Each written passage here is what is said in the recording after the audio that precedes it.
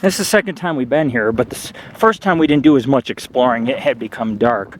But our second time here, we've spent half of the day just exploring the town. And, you know, I just hiked in. I parked out in the wilderness, and I hiked in and ended up finding some of the remnants of the town. That's how I found that there was more here.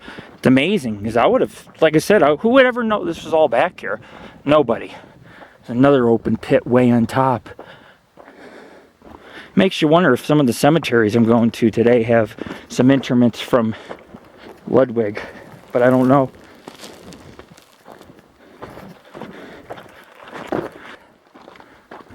Sorry about that. I had to go down that steep hill.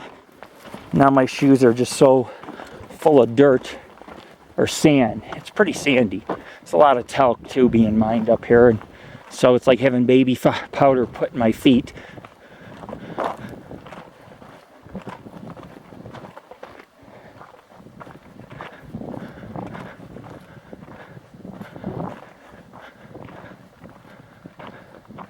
Maybe that road up there. Where are you guys?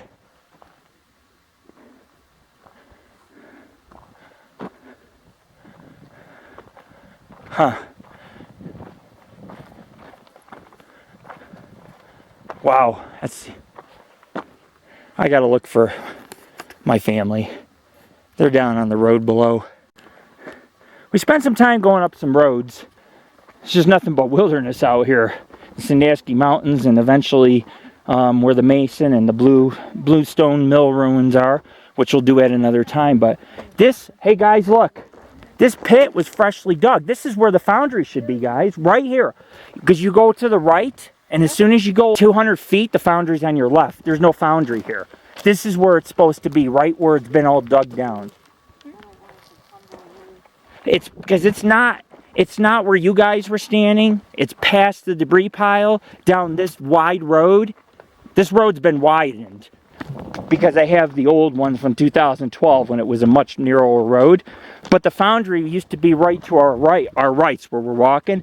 Right to the right, there used to be a bunch of water tanks, foundations. There was buildings you could go in, but they're not here. They're not here, so. Oh, remember where the talc is? We went over, see over there, the fence? See the cones? We went down there, so. Yeah, I think this is where they do the mining, because look how. Probably someone had it on one of their shelves over here nearby. Well, this can't. Right. Right. It was history being. Right. I've seen glass. I've seen TNT boxes, tin cans, copper. You know, they had a 1,200-foot tram and a 600-foot ore drop. I seen that. I seen some of the Ludwig mine. We seen the mill. Oh, we seen the gypsum plant too. All those wood posts. I think we're part of the gypsum plant, and then where the witch's circle is, that was the copper. That's gypsum. Well, there's talc. There was talc, but gypsum's not white powder. It's more like a gray, isn't it? It's like white, flaky, like almost looks like a glass. Yeah. Well, what we had earlier was talc that crumbled. Yeah. I thought it was borax, but I think it's talc, because they do mine talc in Nevada, but they also mine borax, especially near Death Valley. Folks, this is Lord Rick and Tammy and Jer. We're taking the road less traveled.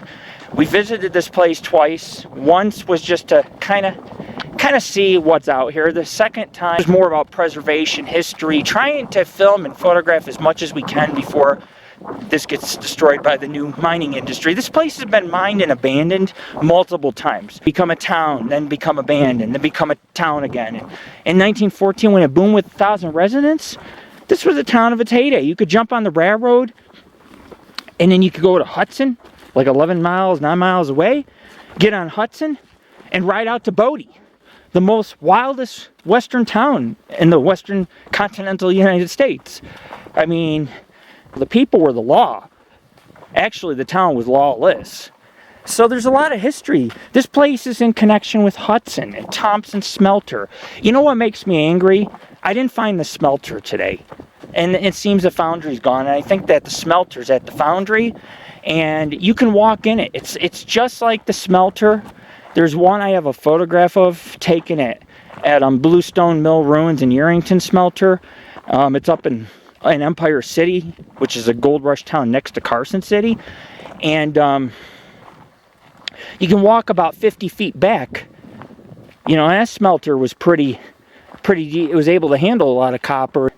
This one here only did, I believe, 100 tons a day. The Thompson smelter was doing 1,000. But this was where the smelter, this is where the foundry probably was, because it shows it going to the right past the debris pile, and then on your left is the buildings and the foundry. I don't see the foundry, and that means that the smelter was destroyed too. The smelter's historic and it's gone. History is being lost, okay? Foundations, stairwells, everything is being destroyed. So when people view our video and they say, well, you know, you really shouldn't be jaunting around there, just remember something, okay? This is so important that the children, the students in high schools that do term papers on the West, learn about this, the history. This was one of the most relevant towns in this region of Nevada. This was a big town. And this town, a lot of the copper in the United States came from Ludwig. Some of the old buildings in Detroit and all over the world, you know, country, maybe the world. A lot of that copper was smelted here and shipped off by the Copper Belt Railroad. So there's a lot of history here. We're heading out. We'll never be back again. They're destroying this place. There's nothing we can do but put it on our website, and people can enjoy it that way, because once it's all gone or vandalized, you're never going to see it again. So at least we'll have it on our website as a preservation project. We got some paranormal activity with the EMF. I took EVPs, and we've seen most of what's left of the town, if not all of it. And the only thing that seems to be really missing is the smelter and the foundry. Then again, where Tammy was standing, those buildings earlier, they look like some water tanks maybe. Tammy was saying there was some wood. Maybe that was it, and maybe it was closer to the road than it looks on Google. I don't know. This breaks apart all this white stuff. I don't know. It could be, like I said, there's talc, there's borax. This seems like talc. There's gypsum mined here, but maybe that's why its mining pit is 150 feet deep, because the deeper you go down, you start hitting veins. If you sift through this, if you take all that dirt and you run it through you process it, and you strain it for gold or copper or whatever, you're going to come up with tons and tons of it. You're going to make millions and millions of dollars. And that's what they're doing. They got machines that go down in that pit, and then they haul it out on big, they push it around, they take it for processing, and then they take the minerals out and sell the minerals. So we just take the road on down to the gate? Where do you want to go, guys? The road doesn't go down. Yeah. That goes up. Right down here, straight ahead, right? Oh, they might have covered it with dirt. See, there's a little road that goes down in there. That's their open pit mine. Strip mining ruins the wilderness. It really does. The beauty of the land. Anyways, check us out. www.paranormalghostsociety.org, and on YouTube, www.youtube.com, AngelOfThyNight. This is your founder, Lord Rick. Run, run. That's the fastest I've ever seen you run. Let me see. Let me do it too. Thank you, doctors, for the knee procedure. I feel like I'm 18 again. I'm running on my own, man. He wasn't kidding when they put the steroid in my knee. Woo! Yesterday it didn't work. I was in so much pain, but today I feel like I'm 20. 18 again. Not really. Just because you fix one problem doesn't mean you don't have problems with your neck or your back or your anus, for all you know. But anyways, we got to try to find a way to our truck. We hiked in this place. Now we got to find a way out. This is Lord Rick.